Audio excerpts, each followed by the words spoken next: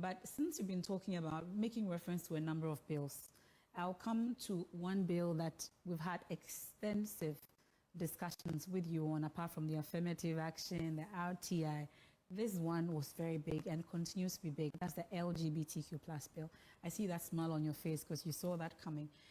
Some are wondering, did it actually die with the last parliament? We know it was passed, it was supposed to go for assent by the president, and we had a case at the Supreme Court. A number of things have come up when it comes to that. Is it the end of the LGBTQI bill, you'd say? Well, I don't think that is the end of the LGBTQ bill.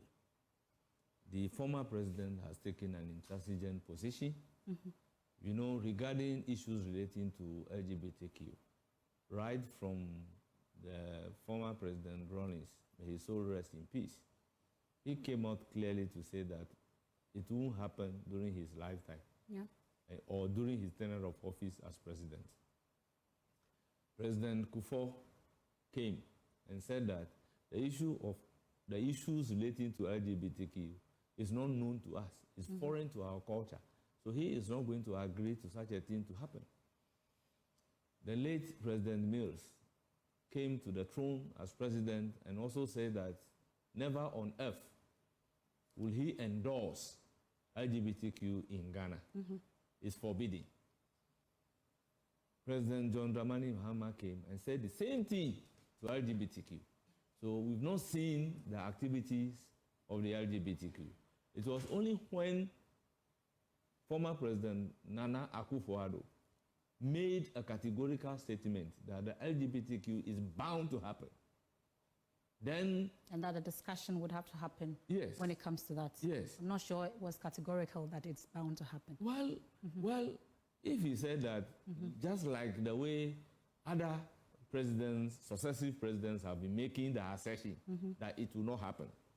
If he had not said it is bound to happen, we will not see the activities leading to having office at Domi Kobenya, which generated a whole lot of issues, as a result of which Christian communities, the traditional rulers, would have to come out and engineer a private member's bill to prescribe the activities of the LGBTQ. So that was the genesis of it. And I must say that I was very instrumental in shepherding that particular bill into law. Yes. Because I was then the ranking member for Constitutional, Legal, and Parliamentary Affairs. And we had extensive discussions right here on the show. Extensive discussion on that particular bill. I was in the media speaking about the need to pass that particular law.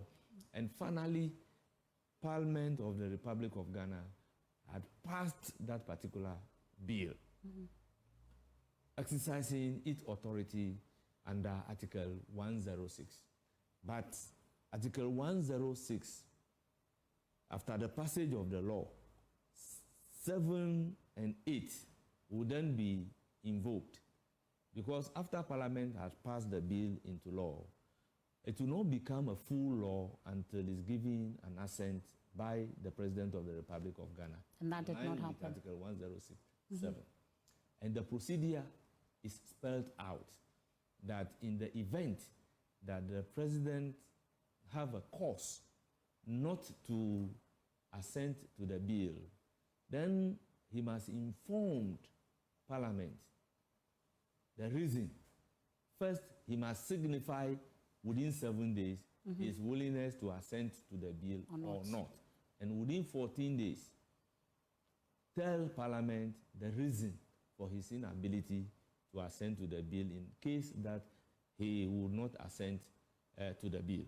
And he even have the opportunity to proffer amendments to the bill. Then the Parliament will go ahead and consider the reason and the proposed amendment and go further to take step. Or if the Parliament is convinced that the bill should be passed or should be assented to the way it is, then Parliament will, by a two-thirds majority, force the President to assent to the bill.